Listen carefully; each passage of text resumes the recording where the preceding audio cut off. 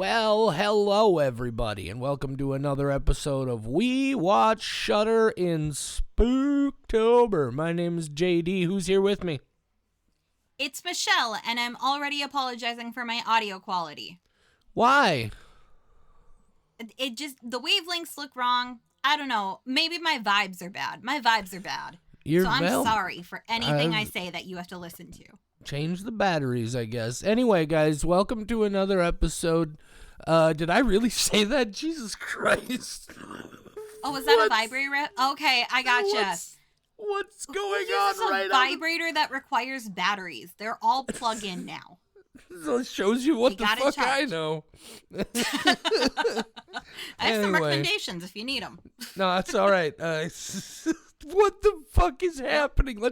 Anyway, guys, this is We Talk Sex Toys. No, it's We Watch Shudder. We're talking about rabbit, movies. Change your life.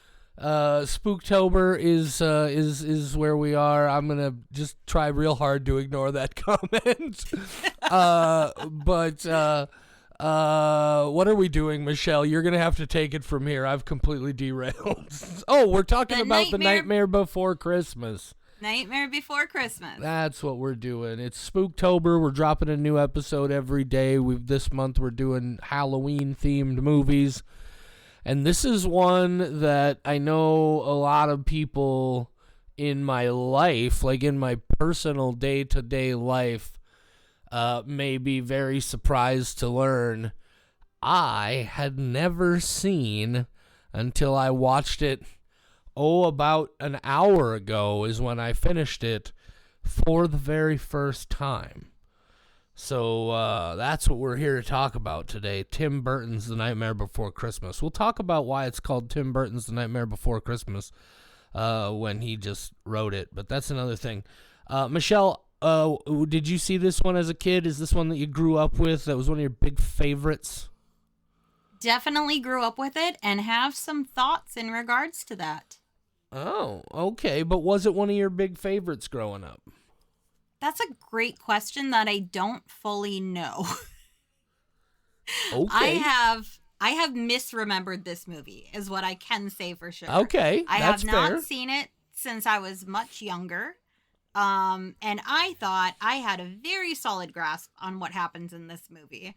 Watching it now, 20 years later, it's very different than I recall. Even though I could still sing all the songs word for word, I still know huge parts of the dialogue. Were there songs? And I don't feel like my plot ideas of what happened were even wrong, but yet it felt different than it used to. So we'll get into that later. All right. Did you find an appropriate descripty script? Because, again, I failed to even look. I think IMDb's fine. As we get into these movies from the 90s, they can be a little spoilery, and this one's not bad. Hit it. So, the descripty script from IMDb.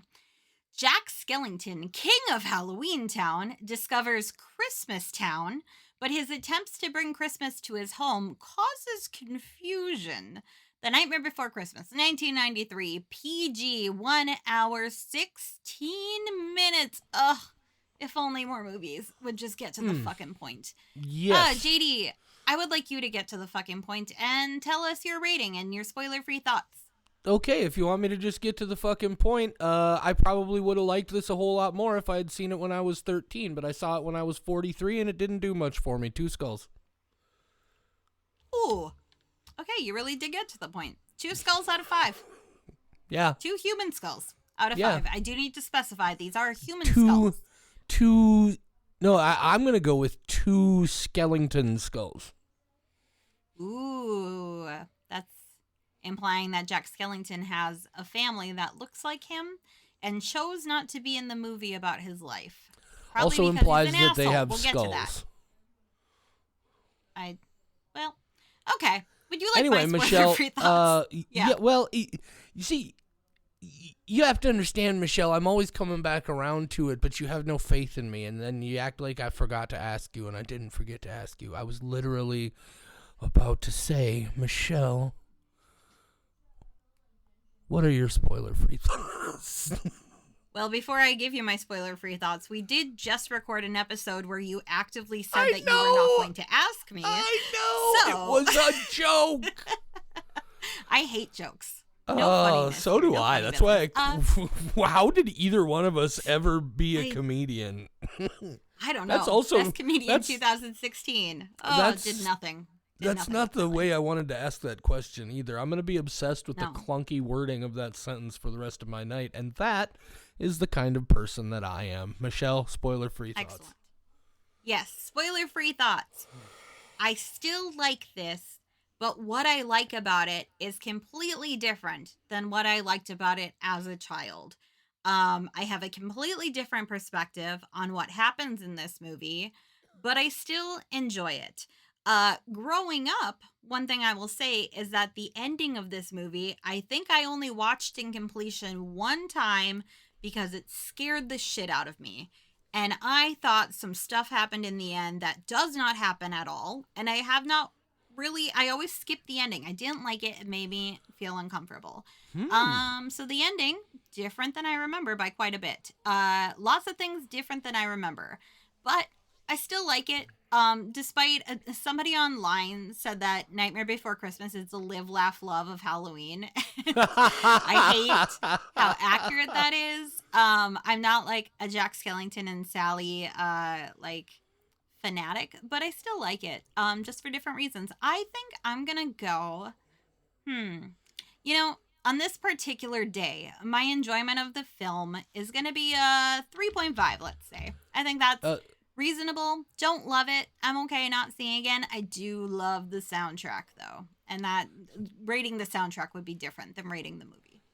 So it was a 3.5 from Michelle, a 2 Yep. from JD. That's an average of 2.865? Nope. 7.5. 2.75. Okay, yeah, I went one too far in the wrong direction. Anyway, it doesn't matter. That's where Wow. we're standing. Awful. I feel like there are some people in my life right now who are like, he better have some real good fucking points to make or we're not going to be friends anymore. Because this is a movie that so many people I know like love, right? They don't enjoy it. They don't trot it out every couple of years. They fucking worship this movie. And my. I do feel it's unfortunate that I didn't see it until I was 43. Anyway, we're gonna talk spoilers. If you like me somehow made it to 2024 having never seen The Nightmare Before Christmas and you don't want it spoiled, this is where you're gonna want to stop. Michelle, Yeah. here's what I want. We're gonna have you do your popular and famous and much demanded plot summary. But then here's what I think I'd like you to do is after you get to the end, I'd like you to then do a plot summary of what you thought happened at the end of this Sure. movie. Yeah, it'll be easy. Okay. We'll get to it. All right. Take it Okay. away, Michelle.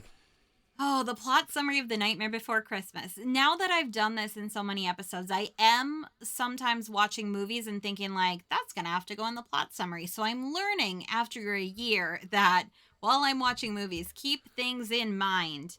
Trying to recap this one, it's going to be weird because I've seen it so many times and I feel like things are going to get muddled. But we shall see. So Halloween Town, it's a place, it's all about Halloween. I know that's really surprising based on the name.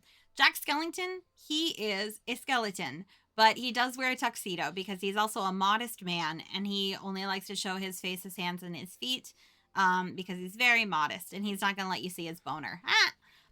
So then they just had a successful Halloween, but Jack's sad because he's a pumpkin king and he wants more than just Halloween. So he goes for a walk in a holiday forest and falls through a tree door to Christmas land. And he loves Christmas. He's all like, whoa, what's this? That's exactly what he says. And there is definitely no music as a follow-up to that. He gets back to Halloween Town and he's like, guys, we have been fucking around with Halloween for too long. Christmas is where it's at. From now on, Christmas. We're all about the Christmas. You go make me some reindeer. You figure out this toy and then fuck it up so that we can traumatize children forever. And like you go find Sandy Claus, aka Santa Claus, because he misunderstood. Then Sally, voiced by Catherine O'Hara, which I did not know before today. And it's then I was like, oh, yes, it's definitely Catherine O'Hara's voice. But I never looked up who voices who before. And Catherine O'Hara voices Sandy. No, Sally. Sorry. I was thinking of Sandy Claus. Sally. Sally is a sewn together woman. She was created by a mad scientist. And very happy to report that 30 minutes into The Nightmare Before Christmas, there is a squelching subtitle I did not have because the mad doctor opens up his skull and scratches his brain. And I did not have that subtitle and I was fucking giddy about it. And I yelled in my house about it because I'm a crazy person. Go check out the Squelch Files on our website if you're curious what I'm talking about. It is insane. So Sally, she's got a crush on Jack Skellington. She's like, man, that lanky boy, wow, there's so much to love about him. I don't get the appeal. I have so many friends who are like, Jack Skellington was a sexual awakening for me. I don't get it. But Sally, she gets it. And then she picks a flower that turns into a Christmas tree and then lights itself on fire. And she's like, oh no, a vision. So she tries to get Jack to stop being all about Christmas, but he's like, Sally, you don't understand. I'm a man and I know more. And then there's 3 kids, one of them voiced by Greg Proops. And they go to find Sandy Claus, but they come back with an Easter Bunny. And that part always makes me so sad because the Easter Bunny, he's, oh my God, sorry, JD, there's a fly on your webcam. And I got so freaked out for a second about what the fuck. I was like, what is that? I got very worried for you because I watch a lot of horror movies. That fucker has been annoying me since right after we started recording the first episode today. I think I have a little tear in the screen on my window, but I don't know. He distracted me so much because I was like, are you okay? I couldn't see you, and I got very worried. Funny. Oh my God. Okay, so the Easter Bunny gets kidnapped instead of Sandy Claus, and that always made me sad, and it still made me sad today because the Easter Bunny, he's hip-hopping around. He's all about the hip-hop. Get it? And then he goes over to like one of the Halloween guys, and the Halloween guy's like, Bunny, and then the Easter Bunny gets scared, and it's always so sad. And I know it's not a big deal, but I feel so bad for the Easter Bunny getting kidnapped and then spooked, and I don't even know if he made it back to his home in what I'm assuming is Easterland. I don't trust that those kids properly returned him. I think he was taken away from his home and abandoned and probably starved to death. But then the kids, they do find Sandy Claus, aka Santa Claus, as we know him, and they kidnap him, and they bring him to Oogie Boogie. Who's Oogie Boogie? He's a sack man. He's a sack man. Oh man, that's really funny. Which and then, one of us is on drugs? I ate some noodles. I'm feeling great. So they bring Sandy Claus to Oogie Boogie, who has the greatest name and also the best song from the movie by far. You're joking. Blah, blah, blah, blah. And then Sally, she's like, you know what's going to stop Jack? Fog. It really worked in The Mist. That Stephen King movie that hasn't come about. Everything turned out just fine for that guy. And then Zero, the ghost dog, who's also one of the best parts in the movie by far. Whoa, he's Rudolph. So his nose is going to lead them out. And so then Jack, he takes his weird reindeer monster amalgamation things. And he goes and he starts dropping off toys and terrorizing people. And he's like, I'm doing such a good job because I'm a man. I know that's not actually how it goes, but I just think it's very funny to think of, like, he's the epitome of a white man. He is all bone. He is the whitest man. And he's just like, I understand Christmas better than Santa. And I like looking at him from that perspective, and I could not get it out of my head while watching it today. But yeah, so then Sally, she does a little leggy to try to save Santa. You know, when a cat does a little leggy, that's what she does. Because, oh, I haven't mentioned Sally. She is a sewn together woman, so she can unsew herself to become parts of a sewn together woman or parts of an unsewn together woman. It seems convenient, is what I'm saying. I wish that I could unsew my leg when I just like needed to reach something behind like a bookshelf that I couldn't quite get to, and I could just like slap that and then have a farther reach. It just seems like a great life. So Sally, she tries to save Santa, but instead she gets kidnapped, and now they're both part of Oogie Boogie's lair. Jack has an epiphany in the graveyard where he's like, "But I'm the Pumpkin King, not Santa." Then Jack goes to save Santa and Sally from Oogie Boogie, and that part, Jack does look pretty cool. I can kind of see the appeal, I guess. You fucking weirdos. I don't get it. He is a weird, weird man. Jack learns nothing about what has happened. He does not really grow as a person despite his song in the graveyard. And now Sally's like, well, I'm with Jack, and this was a great romance. The Nightmare Before Christmas.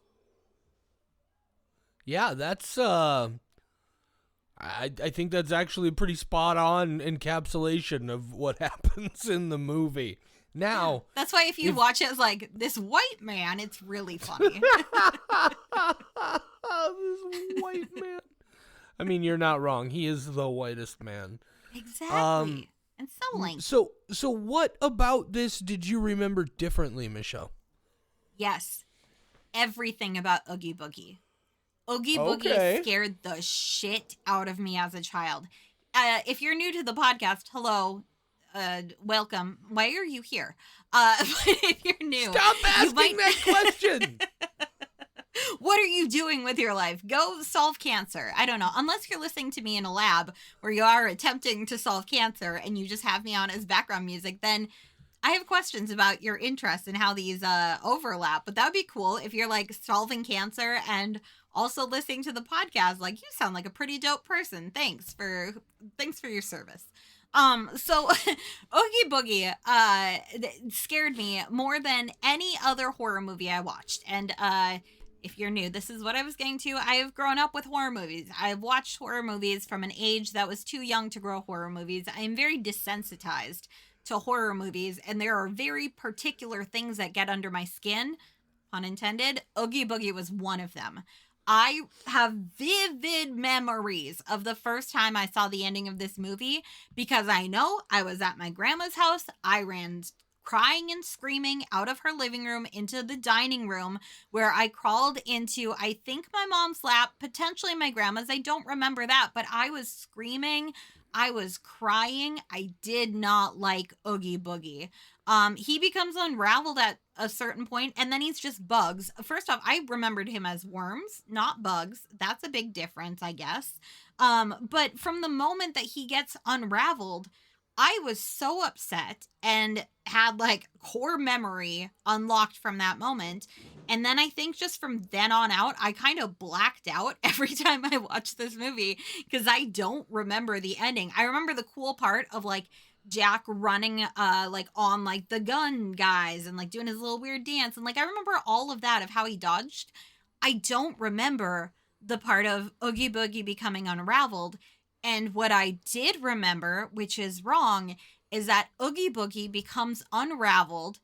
It's revealed that he's made of worms. The worms become bigger and bigger, and he is now suddenly a bigger opponent to Jack. And Jack has to kill off Worm Oogie Boogie, and that is like an evolved thing where like, oh no, you unleashed real Oogie Boogie. He was worms the whole time. And I thought there was a much bigger showdown. No, he unravels, he turns into bugs, and then he falls into molten lava, and he's dead in like 10 seconds. I was convinced Oogie Boogie was actually like a formidable foe. But no, like he never stood a chance against Jack. And he's not even strong. He's just got like a really cool casino death trap. And he tries to use that. And then Jack's like, I'm really lanky. I have very little mass for you to hit. And then he just unravels him. And now Oogie Boogie's like actually dead. I also did not think that happened. I mean, maybe not. But I think like he probably is not getting put back together. And the fact that he's just like dead, I totally thought like Jack escaped. And it's like, oh shit, Oogie Boogie's going to come back and be mad at him. No. Oogie Boogie's nothing. How was I... Man, children are so stupid. And I was a child once. And I don't know how I didn't remember. So so what you're saying is ultimately like this movie for you, at least with the Oogie Boogie stuff, is kind of like a Texas Chainsaw Massacre thing, where it had such a visceral impact on you that your memory of it is more severe than what it actually was. Absolutely. And I can also say that, I mean, I remember like running into my grandma's. I can tell you what lighting, and like, I think it was Thanksgiving or Christmas or something. Like, it was some holiday because there was a lot of food on the table and we only ate at the table for holidays. So, like, I have such vivid memories of it. But when I went running out, I couldn't see the TV. I could only hear what was happening. And I think in my mind, the audio that I heard sounded much more severe. And then from that point on, we had this on VHS. I know I watched it multiple times. I don't remember the ending aside from that very, very, very vivid memory of how I did not see the ending. I can, just thinking back on it, I can definitely see how if you were, doing that childlike thing where you're real scared, so you're trying not to look at everything, but maybe you just catch a little flash of it from here and there. It would be real easy to remember that as worms, because you don't really understand what's going on until you get the close-up, right? From a distance, I could definitely see how you might interpret that as worms. I want to say that overall, the Oogie Boogie character and the design of that character, first of all, just the creepy burlap sack man, and then he's just a sack ripping, man. And then it rips open, and just that idea is like a giant man made of bugs.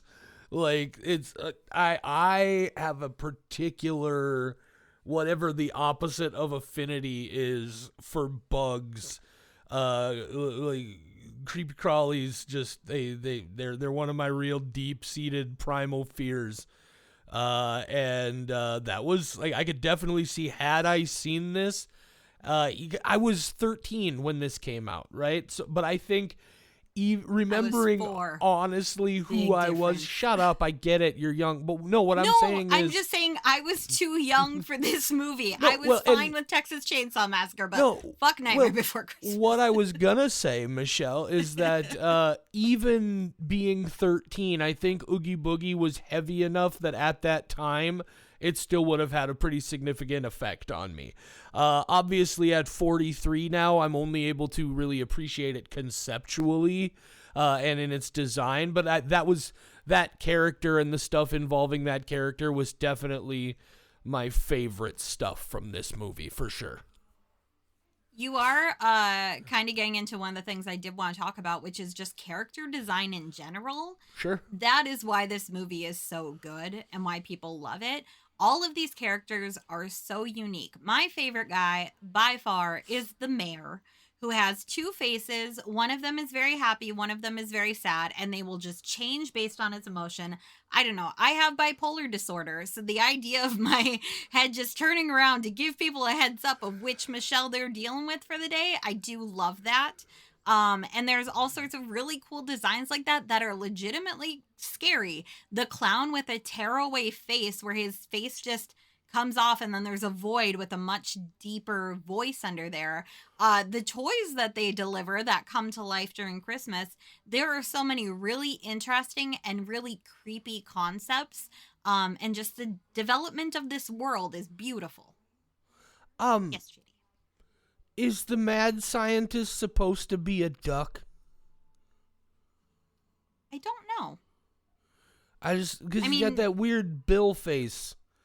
Yep. And so I was wondering if that was supposed to be like taken literally as a bill, or if it's just a very affected, large-lipped person. I don't know. But, I mean, it's Tim Burton, right? I mean, there's going to be some wacky design elements. He wrote and produced the movie. Henry Selick doesn't get the credit he deserves for being the guy who actually was boots on the ground directing this thing through the animation process on a daily basis. Can you expand on that a little bit? Because you did say you were going to get into why it's called Tim Burton's The Nightmare Before Christmas. Yeah, is that essentially it, or is there a story? Yeah, that's it. Like, he wrote it along with a couple other people. It was his basic idea, and then he worked with some people to develop it, and then he was a producer on the film, and and very clearly had a lot to say in the design process. He just wasn't there doing the actual like during the animation process, you know, putting the shots together, directing the actual production on a day-to-day basis, the way he might have done, you know, 10, 15 years prior to this, where he was even in a lot of cases doing the actual animation by hand himself. So I think Henry Selick just gets overlooked a lot as that guy who was actually there overseeing the stop motion process of this film. I see. Because Okay. it is a real, I mean, like I said, first, the design is going to be great because it's Tim Burton. He does use a lot of his typical tropes, right? Like you have the black and white banded snakes. You have the stitched together lady. You have a number of these things that are very specific, even down to the one toy, the first toy reveal when Jack goes to Christmas Town or goes to the real world to deliver Santa toys. It's a shrunken head, like in Beetlejuice and that sort of thing. Yeah, just so.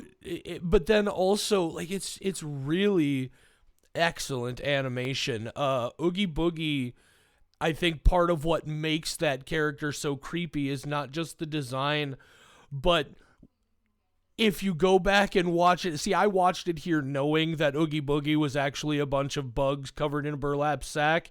And if you watch it, you can see that sack kind of undulating through the whole movie, right? And it's just one of those it's creepy just to watch the sack doing that, because you're just like, why is he bubbling? Like, what the fuck? It's so off-putting.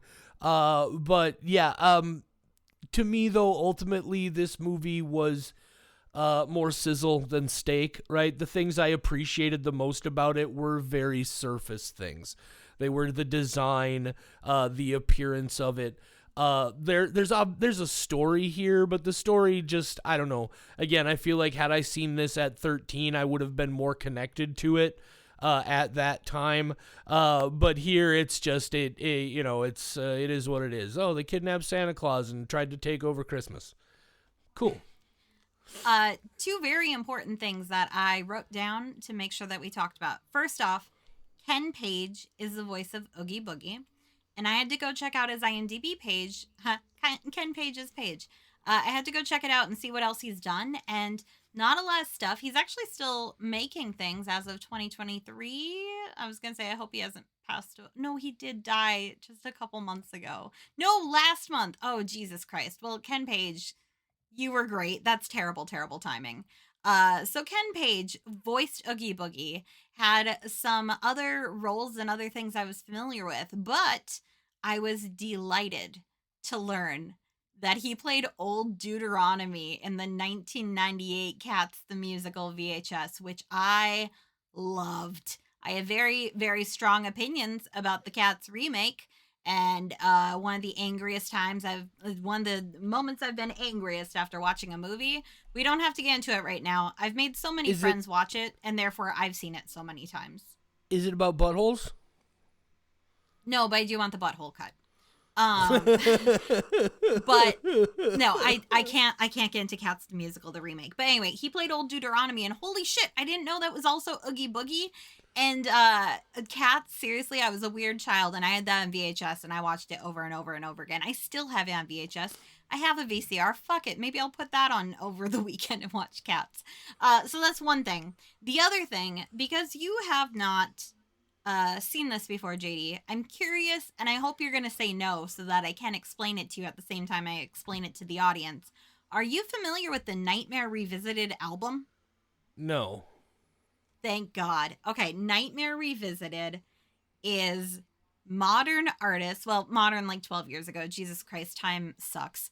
But Nightmare Revisited was other artists doing covers of songs from Nightmare Before Christmas. So it's the exact same soundtrack, but different artists. I'm going to tell you some of my favorite ones. First off, Flyleaf does What's This? Rise Against does Making Christmas. There's a Plain White T's song. Jack's Lament is the All-American Rejects. Here are my top two, and I cannot hear these songs without simultaneously hearing the other versions of them. This Is Halloween, done by Marilyn Manson. And then, I love this song. I unironically love this song. I don't care. Kidnap the Sandy Claus, covered by Korn. It is fantastic. It is so good. Kidnap the Sandy Claus. The guy from Korn. What? Word Up? Freak on a Leash? He did Kidnap the Sandy Claus? It's a great cover. And I'll fight anybody who disagrees. It is really good. Well, but Nightmare Revisited is, yeah. I'm never going to have to disagree with you because I'm never going to listen to it. You should absolutely listen to. I'm YouTubing it right now. I have send it to you. I have hopefully heard a Korn song for the last time in my life several years ago now, I would say. And I have no intention of listening to a Korn song on purpose. You're going to have to rickroll me with it. I'm not going to watch it, Michelle. I have... Oh, that's going to be so easy, though. I know all the things that you would be interested in clicking on. I have... you may as well just watch it consensually, because I'm going to trick you so easy. Well, no, I'm going to make you be the bad guy, Michelle. I'm going to make you be the bad guy. Yeah, I know. You're just... I'm going to be like, whoa, did you see this tiny redhead who's kind of a nerd, and she's 5'1", and she also plays a druid mage in some random fantasy game? And then you're going to be like, fuck, it's Korn. You're just going to let off all my secrets? God damn it. They're not secrets. They're not even secrets. No. I can't remember, but I did text you once like, oh, I see why you're into that girl. That's your type. And you're like, I have a type? And I'm like, yes, absolutely. Oh, I absolutely do. Sometimes I act like I don't because, you know. Why? Anyway, why? Because like weird I don't know. Nerds who aren't skeletons. I don't know. It feels weird. Like it's not. Anyway, can we not talk about this? Is part of the therapy that I don't want to talk about, please. That's totally fine. I'm just saying that I'm gonna trick you into Kidnap the Sandy Claus. I don't know where you live yet because you have moved to a different place, but your mom has Facebook, and I bet I could get your address pretty easily if you don't give it to me. And that means that I can just show up at your house with Kidnap the Sandy Claus playing on my phone and just follow you around your house if that's what it takes. Well, I'm just saying, Michelle, I've got a knife block in the kitchen, so you know. Well, I have mace. It's hot pink, so that people can see it from afar, and hopefully I don't have to use it. Seeing I am going to mace, add rhinestones to it. I don't know if you knew this, Michelle, but the point of mace is not to see it. No, I want them to see it so that they don't come close to me because I haven't used it yet. I am going to mace myself at some point, but people keep talking me out of it. They're like, you can't do it today. You have shit to do. So what you're hoping is that somebody who for some reason is intent on attacking you or otherwise violating your person will, from a distance, see a pink blob in your hand, recognize it as pepper spray, and change their mind.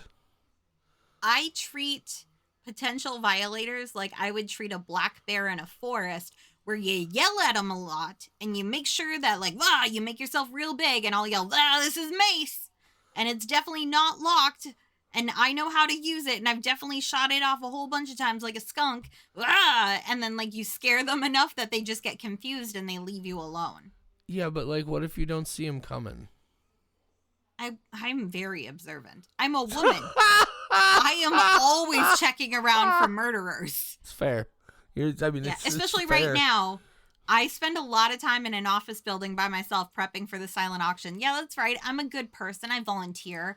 And I spend a lot of time in North Fargo by myself in an office building, and I bring my mace every time, and then I get laughed at because they're like, there's people around. I'm like, yeah, there is right now, but at 10 p.m. when I leave by myself. So I'm very hyper aware, especially right now. I'm like, I have my backpack on so that my hands are free. Like right now, like in your own home? No. Well, no, not right now. It's in case I have to make a quick escape. I just wear my backpack. You just emphasized that right now so heavily. I was like, Jesus, there's something about John I don't know. Yeah, I have to be ready to flee at any given moment. I would sooner believe that you were being domestically abused by your cat than I would believe it was John. I know, he's the nicest person. He really is. Oh, anyway. Well, now I'm just full of love and not So hatred. we were I'm talking prepared. about The Nightmare Before Christmas, and we were talking We were. about the music, which reminds me, you did talk about how much you love the music in this film, and this is something that you and I have clashed opinions on previously with another musical called Anna and the Apocalypse.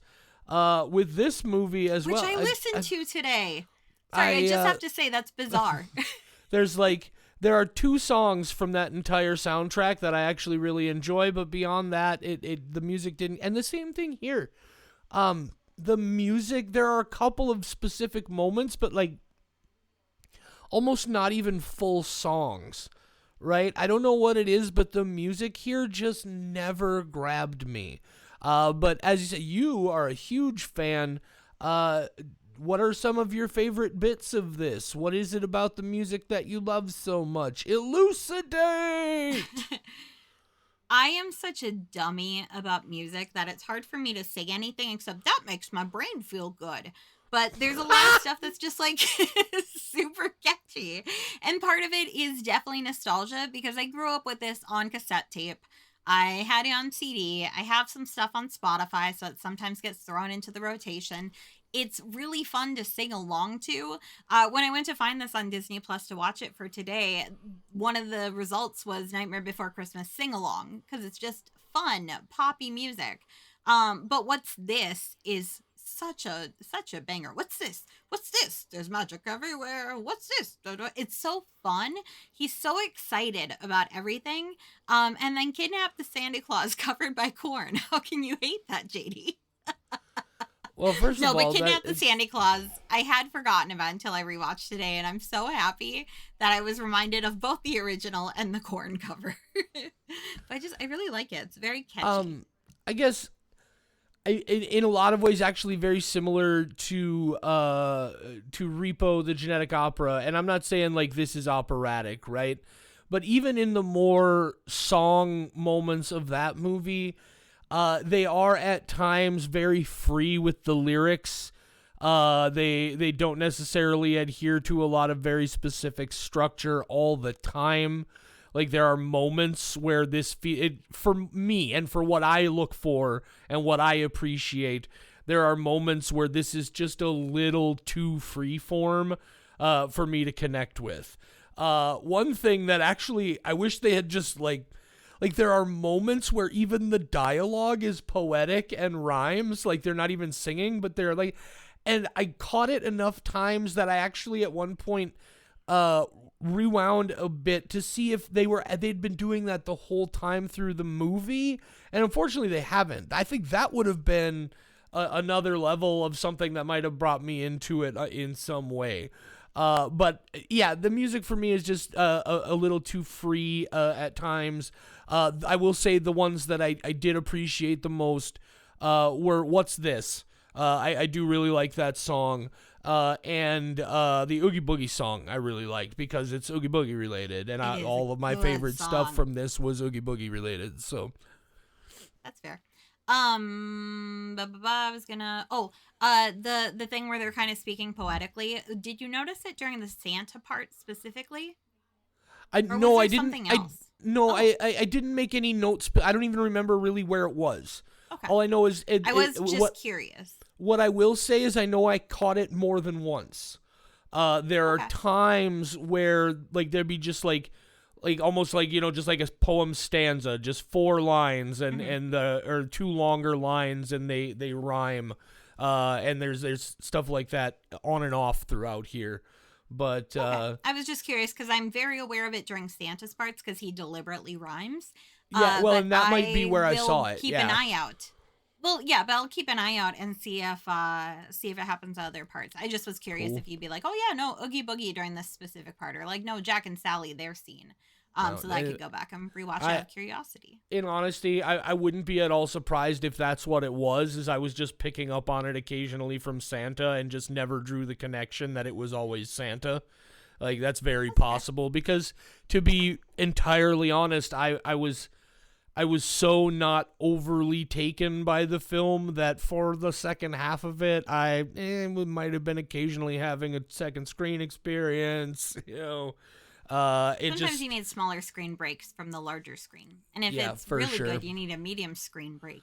I like the medium screen the most. I was also going to say about the music.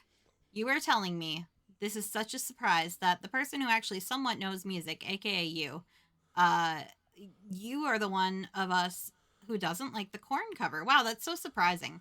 That the person who actually understands music, as opposed to the one who's like, I don't know, I like when words rhyme. And I'm Well, like, man, that Korn cover. Let me be clear. Michelle is the one now who is ironically suggesting that Korn is not necessarily the most musical of bands. And that's not a thing that I would ever say. What I will say is Korn is a whole lot of things that I don't like. In a lot of ways. And oh boy. Korn, that's music that's really, really not for me. Here's a fun fact. I went to Bible camp growing up because I was from Minnesota. It's what you did. Me too. Especially if you were, especially if you were poor and then you got to save some money on your meals. You would go Bible camp. And I was really young. And Uncle Jeff, the one who got me into horror, and, clearly a certain type of influence. I'm not going to say bad influence, but that is important for this next part of the story. It was my first time at Bible camp. I was very nervous. My uncle, 13 years older than I am, so he was a teenager. And it was the year that the Korn album from 1994 came out. Maybe like a year later. So I was 5, 6, 7, very young. I was at Bible camp, and when it came time for them to call out letters so that you could come get the letter that somebody wrote you while you were at Bible camp, I got one from Jeff. And everybody was very concerned because it was a postcard with the album artwork from the 1994 album Korn, and it is a little girl on a swing set with the shadow of a man and her looking worried. And that is what my uncle chose to send with his hey, miss you, hope you're doing great, kiddo. With his postcard that said that to the fucking Bible camp. He had to always send a message. And Love it. I know. I can't hate Korn because I remember everybody being very concerned and being like, do you know this person? I was like, yeah, that's my Uncle Jeff. I love him. He's great. We watched Texas Chainsaw Massacre together. You know that album is 30 years old this year, Michelle? 1994 why would you say it that? came out. It's 30. You made me feel bad, and now you should probably listen to the Kidnapped Santa Claus cover and make me feel better. Here's what blows my mind. Is right now, the first Korn record is older than the first Black Sabbath record was the first time I heard Black Sabbath. Because the first Black Sabbath record came out in 1970, and I actively remember hearing them in the I first really got into them in the mid-90s. So that's 25, 26 years at the most. What the most horrifying thing about my life is the passage of time and how crazy it's speeding up, and it needs to stop, and I'm going to have to talk to my therapist about that, and there's not a goddamn thing that they're going to be able to do about stopping the inevitable passage of time. Anyway, Nightmare Before Christmas. I have really good news, JD. What's that? Time is an illusion. This is a simulation. Someday you will wake up and you're just a 12-year-old boy who is playing a video game, and now you're going to go about your day. And then when you're in that, you're outside of this simulation, you're just a 12-year-old boy going about your day. At some point in your 30s or 40s, you're going to take that headset off because you were another simulation, and it's just a never-ending Russian Just simulations all the way down? Yep, turtles all the way down, simulations all the way down, cause a wheel. Okay, but that becomes recursive. Like, there has to be an end at some point. Nope, it makes a circle. Like a human centipede that connects to itself at the end. That is what time is. Okay, so this has been another episode of We Watch Shudder in Spooktober. I have to talk about that at therapy, too. Oh, my Lord. How did we get to the human centipede? First of all, that would just be a circle, Michelle. That wouldn't be a nesting doll. Well, it could be if there's always another nesting doll inside. Are you That's how infinity works. Are you suggesting the possibility, Michelle, that the universe is a fractal? Sure. I mean, do you know what that means? I can picture it, but I have no idea what you're talking about in relation to the universe. No, so like a fractal is an infinitely it's an infinitely progressing it's a finite set, but it's infinitely progressing. So like the Mandelbrot set, which can be displayed graphically, you can zoom into it for an infinite amount of time.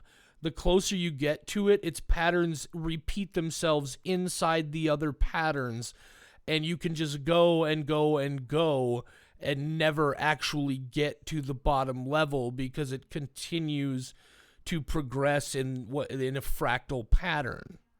So maybe the universe is like that. It's just it's a fractal in all directions.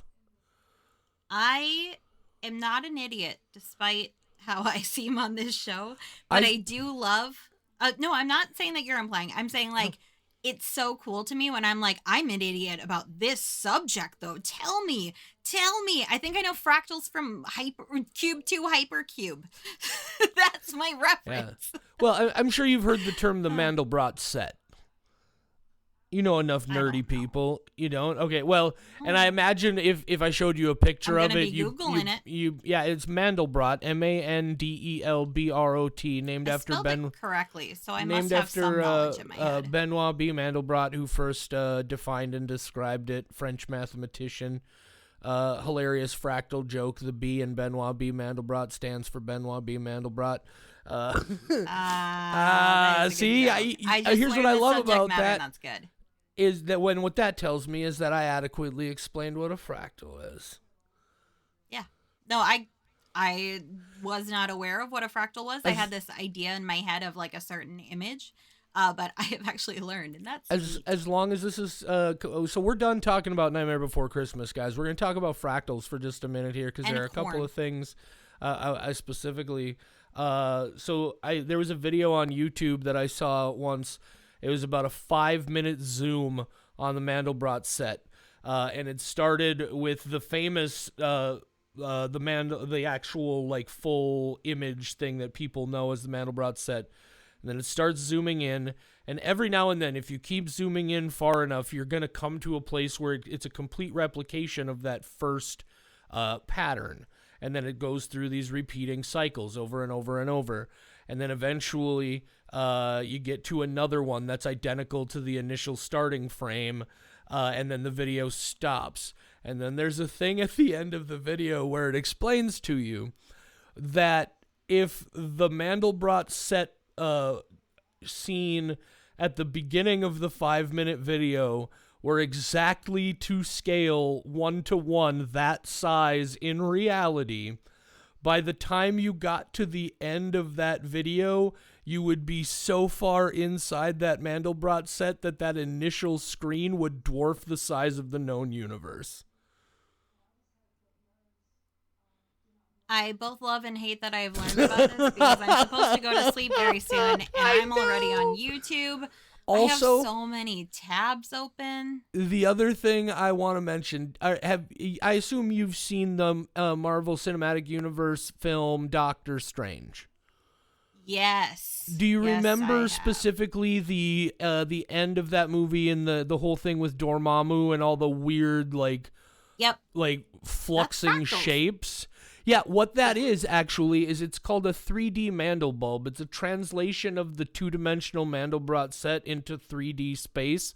And so each one of those, and I've seen similar things to that. I've seen like a full rendered construction of the 8D Mandelbulb, and then you fly into it. But anyway, it all rotates around in there, and that's literally all it is just somebody has animated a factor 8 Mandelbulb, and it's rotating in 3 dimensions and just and I saw that and I was like, it's Mandelbrot set.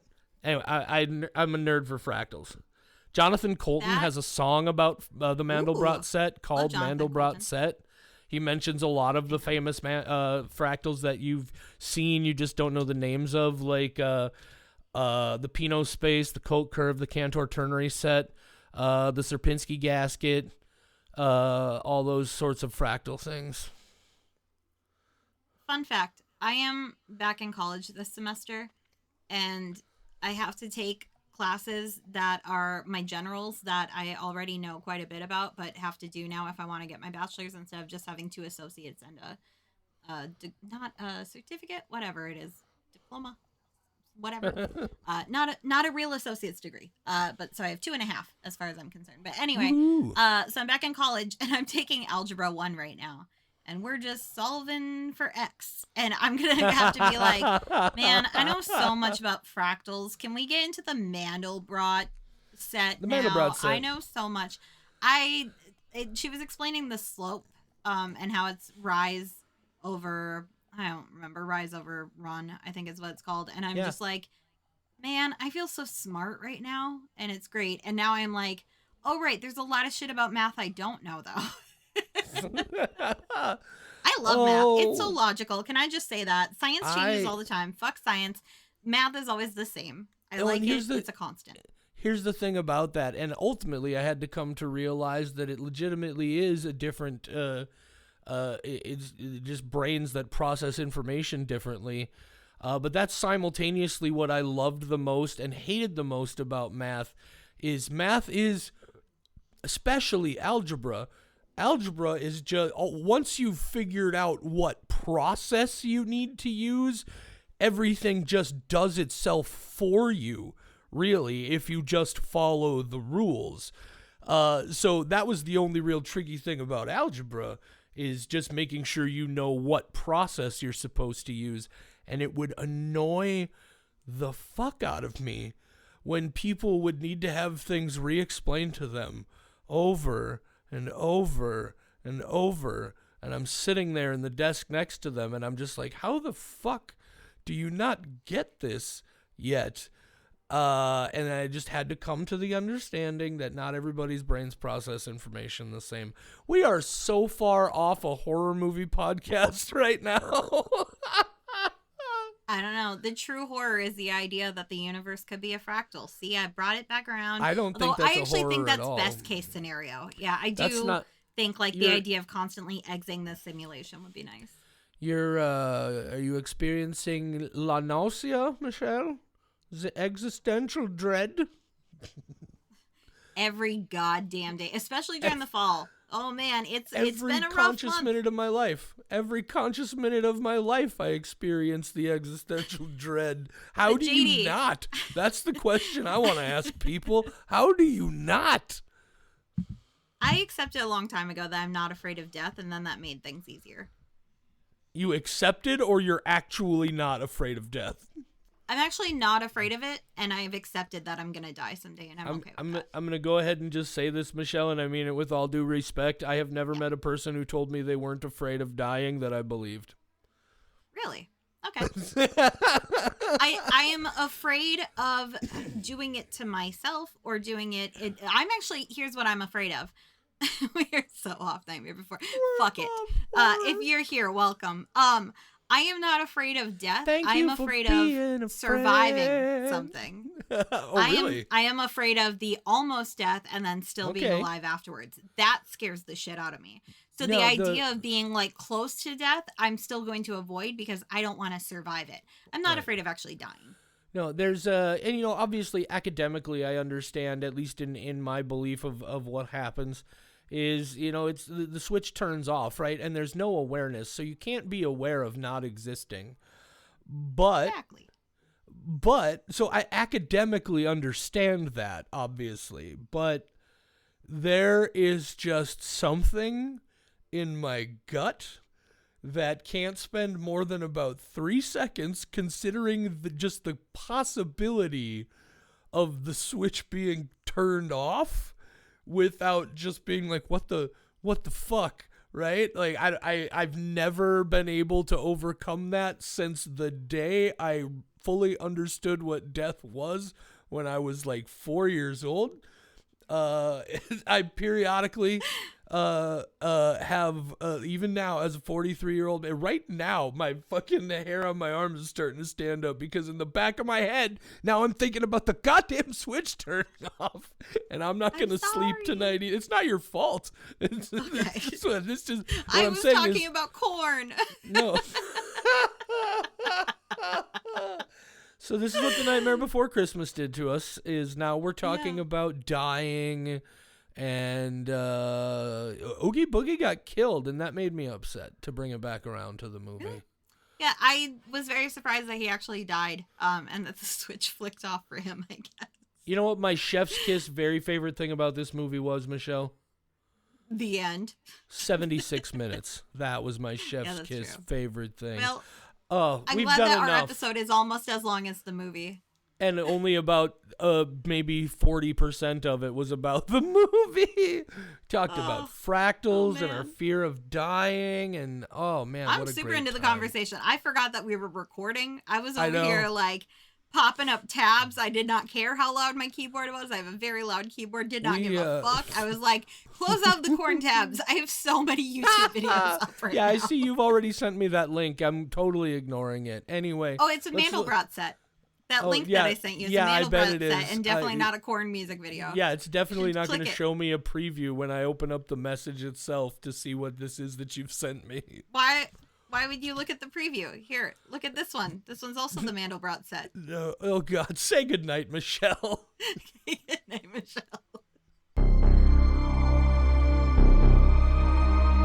For more horror content, visit WeWatchShutter.com, where you'll find our world-famous, patent-pending Ghoul blog and Squelch files, as well as a schedule of upcoming episodes. Find us on social media at WeWatchShutter on Facebook, Instagram, TikTok, and I guess Twitter if you're still doing that for whatever reason. You can email us. mail@WeWatchShutter.com is the address. mail@WeWatchShutter.com. You can even call and leave us a voicemail, 701-566-9510. No, really. 701-566-9510. Give it a shot. See what happens. We Watch Shutter is a production of Rat Factory Media.